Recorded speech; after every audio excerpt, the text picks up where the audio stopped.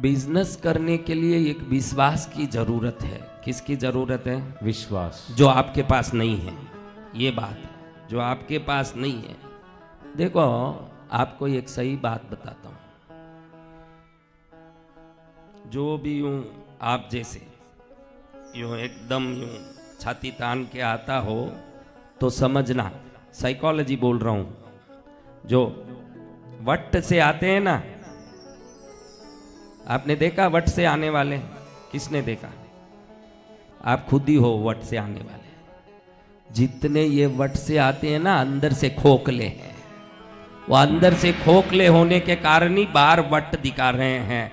जिस दिन अंदर से मजबूत हो जाएंगे, दुनिया बिना वट दिखाए ही उनको नमस्कार करेगी। लो भाई, हाथ जोड़ता हूं। जय जय गुरुदेव। अब आपको दुनिया को नमस्कार कराना है, इसलिए आप जोर मार के वट दिखाते हो। असली में जिसमें वट है ना, उसके सामने दुनिया आएगी तो खुद ही प्रणाम करेगी कि आपको नमस्कार। तो उसको कोई वट दिखाने की जरूरत नहीं पड़ती। आप समझ रहे हो ये बात? एक खोखली वट है। जो भी आपकी बात सुन के गुस्से में आ जाता हो, क्या तुमने मेरे को रेस्पेक्ट। कभी कभी आपका ऐसा हुआ होगा, किसी के साथ इंटरेक्शन हुआ, वो तुरंत कहता है कि तुमने मुझे रेस्पेक्ट नहीं दिया, मैं उठ के जा रहा हूँ, तुमने मुझे बराबर रेस्पेक्ट नहीं दिया। मैं कौन हूँ मालूम नहीं है तुम? मैं उनसे बैठता हूँ, इनके साथ उठता हूँ, उनके साथ रहता हूँ। ऐसी बात तुमने भी सुनी होगी जीवन में। कोई ना कोई तो तुमको बोला होगा। ऐसे कोई बोला ना? तो समझ लेना, ये जो बोलता, मैं इनके साथ उठता बैठता हूँ, इनके साथ खाता पीता हूँ, इनके साथ रहता हूँ, जो बोल रहा है ना, अंदर से डरा हुआ खोखला आदमी है। इसलिए बाहर से खुद को साबित करने की कोशिश करता है। शेर को मैं शेर हूं साबित करने की जरूरत नहीं, उसका दहाड़ी काफी है कि मैं शेर। जय जय गुरुदेव। उसका दहाड़ी काफी है कि वो बोलने नहीं जाता कि मैं शेर हूं, तू नीचे झुक। नहीं तो मैं कौन हूं मालूम है? मैं उठ के चले जाऊंगा। शेर उठ के जाता नहीं है, पिंजरे से मारता है पकड़ के। उठ के कौन जाता है? आप अंदर से देखो। आज जो बात है, क्लियर करने का दिन है। क्या दिन है? क्लियर करने का, स्पष्ट करने का दिन है। अंदर से अपने आप को कमजोर और अधूरे मानते हो कि नहीं? क्लियरली बता दो। 100 झूठ में एक झूठ और मत जोड़ो। अब खुला अपन बात कर लेते हैं, इसी में दोनों का फायदा है। वकील भी बैठे हैं न, क्लाइंट भी बैठा है। खुला बोलेगा तो मैं केस लड़ पाऊंगा न, तू जीत पाएगा। और झूठ करता रहेगा तो तेरे केस में तू ही फंसने वाला है। सीधी बात। जय जय गुरुदेव। अब तू मुझे बता दे, तो अंदर से अपने आप को अधूरा, तू कितना कमाया वो छोड़ ले, तेरे पास कितनी गाड़ी, मैं जानता हूं तेरे पास 3-4 गाड़ी भी होगी। बात गाड़ी की और तेरी संपत्ति की नहीं है, बात तेरे अंदर में तू खुद को क्या महसूस करता है इसकी है। तेरे पास कितनी भी चीज हो जाए, उससे क्या लेना देना। बहनों, अंदर से कहीं कमजोर महसूस कर रही हो कि नहीं? देख लो। हाँ, सब बहनें सीधी है, सबने हाथ उठा लिया। तुम लोग अधूरे और कमजोर महसूस कर रहे हो कि नहीं? देखो, इसी को सफाई करने का ये शिविर है, जो 10 करोड़ दो तो भी हो नहीं सकता। जय जय गुरुदेव। ये शिविर उसी लिए है कि हमारे सेल्फ रेस्पेक्ट को हम अच्छी तरह महसूस कर पाए। अभी हमारे पास पूरी दुनिया के लिए रेस्पेक्ट है, हम झूठा रेस्पेक्ट क्यों ना करें? मैं जितना खुला डांटता हूं, तुम किसी को बोल सकते हो क्या? क्योंकि तुम झूठा रेस्पेक्ट दे रहे हो, मैं सच्चे में उनको रेस्पेक्ट दे रहा हूं सुधारने के लिए, इसलिए डांट रहा हूं। तुम मालूम है कि वो अधूरे हैं तो भी उनको रेस्पेक्ट दे रहे हो, तो उनके अधूरेपन में तुम और सहयोग कर रहे हो, और मैं उनको डांट के उनके अधूरेपन को सुधारने की कोशिश करता रहता हूं। असले में कौन सही है देखो। तो आप अपने आप में कहीं खुद को, कितना बड़ा आदमी मैंने देखा मेरे जीवन में भी, कितने बड़े बड़े आदमी, 30,000 करोड़ के आदमी, 50,000। मैं हब टाउन के हेमंत भाई को मुंबई में कितने हजारों करोड़ के लोन में फंसे देखा। ये जो MCDX का जिग्नेश भाई को देखा। सब मेरे पास आए दुनिया भर के लोग। तो मैंने देखा कि अंदर से वो चिमनियां बक बक करती है। क्या करती है? बक बक। सब बक बक करती है। तो आपकी चिमनी कौन सी हवा में नहीं बक बक करे, ऐसी कोई विशेष चिमनी है? चिमनी को धुआं बाहर जाने के लिए खुलापन जरूरी है, और खुलापन जरूरी है तो अंदर हवा लग जाती है तो बक बक करती है। दोनों तकलीफ है। बंद करोगे तो चिमनी बुझ जाएगी, खोलोगे तो बक बक करेगी। संसार में रहोगे तो अधूरे महसूस करोगे, और संसार को दबाने के चक्कर में जोर मारते रहोगे। यही तुम्हारा जीवन है कि नहीं? देखो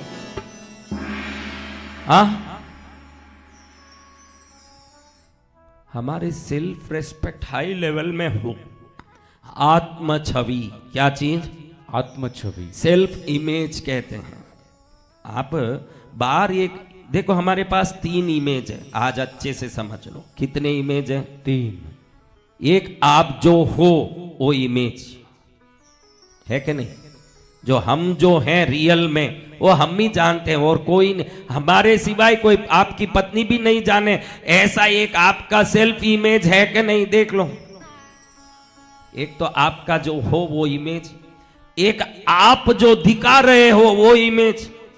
एक तो हो वो इमेज, लेकिन दिखाते कुछ अलग ही हो कि नहीं, ये दूसरा इमेज।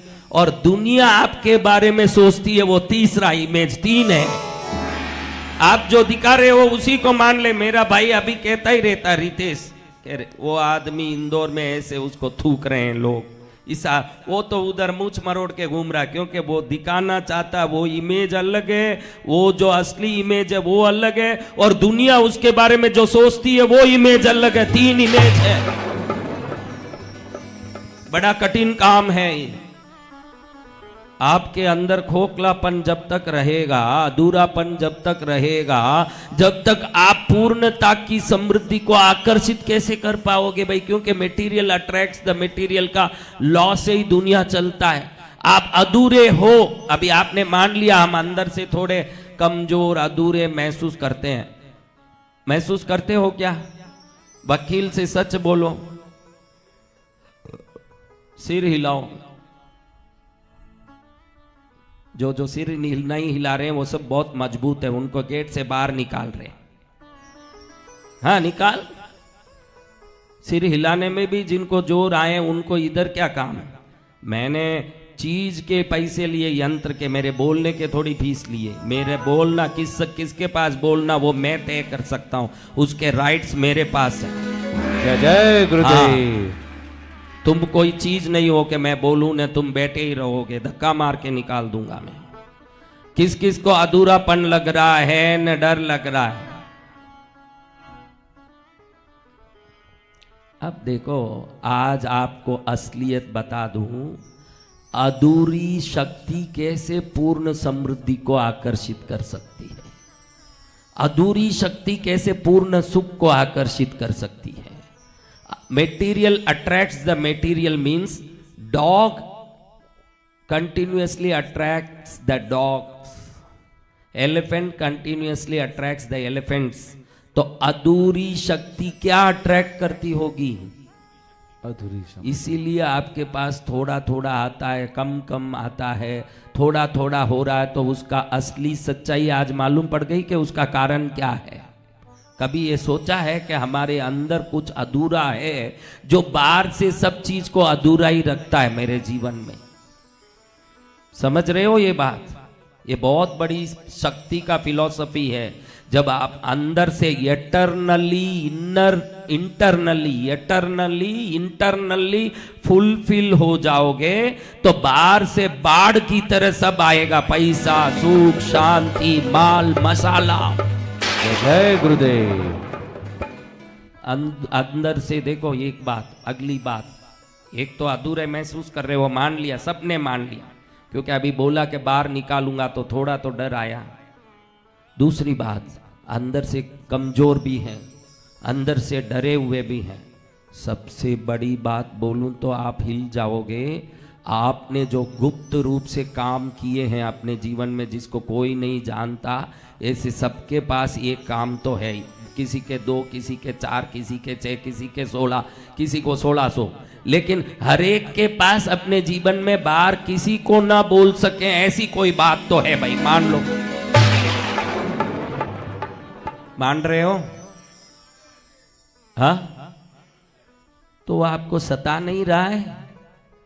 देखो, आपको अंदर से वो मैं खोटा हूं, मैं खराब हूं, ऐसे आपको अंदर से किसी प्रकार से यूं घायल नहीं कर रहा है। वो जो घायल कर रहा है ना अंदर, वही बाहर से आपको सुख नहीं आने दे रहा है। सीधा ध्यान रखना, आपका प्रयास क्यों जा रहा है बेकार, आपका मेहनत क्यों जा रहा है बेकार। अंदर के आपके अपराध बाहर के चीजों को ब्लॉक करता है। एक बहुत बड़ा दीवार खड़ा हो जाए, इस तरफ से चाहे जो लोग मिलने आने की कोशिश करें, किससे मिल पाओगे? आपके अंदर के अपराध, आपके अंदर छुपी हुई बातें, अपराध भी नहीं, अपराध तो कोई भी करेगा, मनुष्य जन्म लिया है तो अपराध करेगा, लेकिन वो अपराध का बोध आपको भार बन के सता रहा है। वो रोज सताता नहीं है, रोज उसके पीछे कोई रोटी बनाना भूल के रो नहीं रहे हैं, लेकिन वो एक भार बन के अंदर से एक दीवार खड़ा तो कर ही दिया है। हर बार अपने बारे में सोचते हैं तो अपने को अंदर में कुछ न कुछ थोड़ा यूं अटपटा महसूस होता है कि नहीं? चेक करो, कुछ अटपटा महसूस हो रहा है कि नहीं? जब तक वो अटपटा महसूस होता रहेगा, तुम्हारी जीवन में तुम जो चाहो उसको पा ही नहीं सकते हो। यंत्र पूजा कर लो, मंत्र पूजा कर लो, गुरु जी का आशीर्वाद ले लो, जो भी करो, ये दीवार जो है उन सभी आशीर्वादों को आने से रोक रहा है। महाराज जी, कभी ये बात तो हमने सुना ही नहीं, सोचा ही नहीं। आपने बहुत बड़ा बॉम्ब डाल दिया हमको यहाँ बुला के। अरे बॉम्ब नहीं डाला है, उस दीवार को हटाने का तरीका मैं जानता हूं। जय जय गुरुदेव। और कोई नहीं जानते कि ये दीवार कैसे हटेगी। ये बहुत सूक्ष्म बात है। संत होते तो रामायण करते, महाभारत, देवी भागवत, शिव पुराण, जैन आगम की बातें। मैं वो कुछ नहीं, मैं आपकी बात करना चाहता हूं। जय जय गुरुदेव। मुझे आपकी बात करनी है, क्योंकि मुझे राम जी को याद नहीं करना है, राम के आदर्श को आप में भी लाना है। जय जय गुरुदेव। आपको कहीं सुधारना है, आपको श्रेष्ठ बनाना है। अब देखो, आप सबको मैं पूछता हूं, थोड़ा इसको सोचने में कोई गलती नहीं है, क्योंकि बीमारी मालूम पड़ जाएगी तो दवाई भी निश्चित उसकी होगी कि नहीं? अब बीमारी मालूम नहीं पड़ रही है, अंदर है बीमारी, तकलीफ दे रही है। अब मैं आपको पूछता हूं, आप बताना, अपने बारे में आप सोचो अंदर से। बाहर क्या बोल रहे हो वो नहीं, मैं कौन हूं, मैं टाटा हूं, बिरला हूं, अंबानी हूं, ये सब रखो अपने पास। लेकिन अंदर में आप पूछो कि आपके बारे में, तो अंदर से क्या जवाब आ रहा है? बोलो, थोड़ा पूछो अंदर से, मेरे बारे में हे आत्मा तू क्या महसूस करती है? तो अंदर से कोई आवाज तो आता होगा। तो वो आवाज क्या आता है? बताओ, क्या आवाज आया? बोलो बोलो।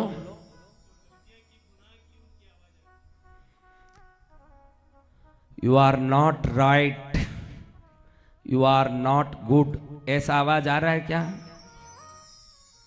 तो जब तक ये आवाज आएगा, बाहर से शुभता को आकर्षित नहीं कर पाओगे, क्योंकि आपके अंदर की ये आवाजें बाहर से श्रेष्ठता आने से बंद इसलिए करती है कि सबकॉन्शियस माइंड जानती है ये अपराधी है, इसको पुरस्कार नहीं दंड मिलना चाहिए। ये अपराधी है, इसको पुरस्कार नहीं मिलना चाहिए, इसको दंड मिलना चाहिए। इसी को क्रिश्चियनिटी में बहुत अच्छे से कन्फेशन करा जाता है, जैनों में बहुत अच्छे से मिच्चामी दुक्कड़म किया जाता है। लेकिन इतना ये कन्फेशन और मिच्चामी दुक्कड़म में थोड़ी गलती मुझे दिखती है, क्षमा चाहता हूँ। गलती ये है, पूरे जीवन 84 लाख जीवियों के सामने खड़े हुए सबसे मिच्चामी दुक्कड़म सब गलतियों का कन्फेशन होता है, खुद की आत्मा से खुद का कन्फेशन नहीं हो पाता।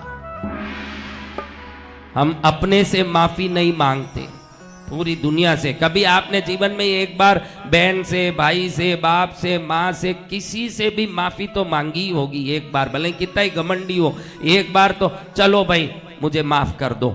एक बार किसने बोला जीवन में माफी मांगा?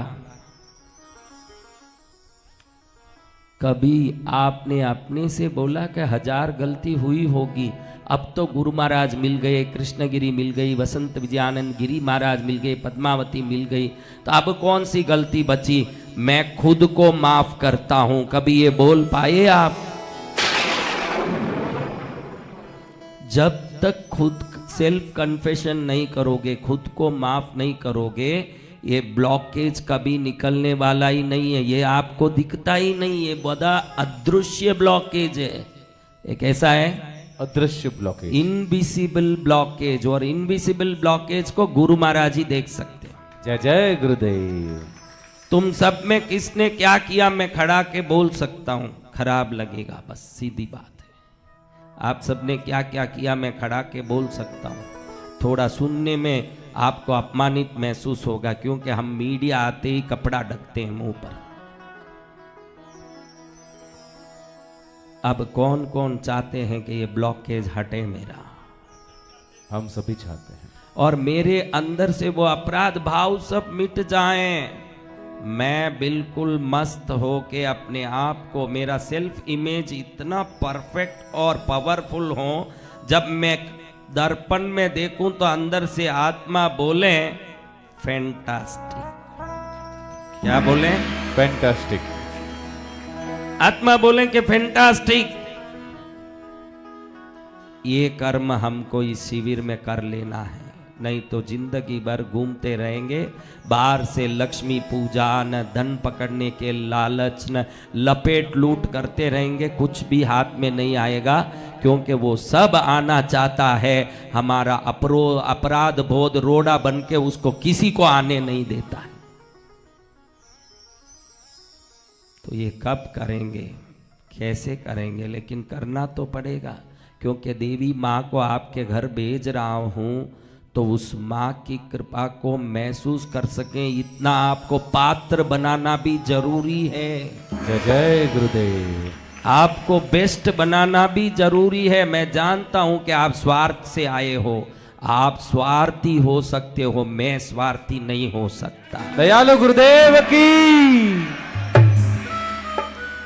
तो अब इसके आगे की बातें कल करेंगे, बस यहाँ हम इसको एक फुल स्टॉप रखते हैं, और आगे की बातें कल करेंगे। लेकिन आज जो बात सुनी आपके अंदर में जरूर एक झकझोरने वाली बात होगी, ऐसे तो मैं निश्चित महसूस करता हूँ, क्योंकि आपको कोई ये बात करेगा नहीं, आप पर कोई उंगली उठाने की हिम्मत नहीं करेगा। लेकिन जब कोई उंगली उठाता है तो ही अंदर की आत्मा जग के अपने आप को सही करने की कोशिश में लगती है।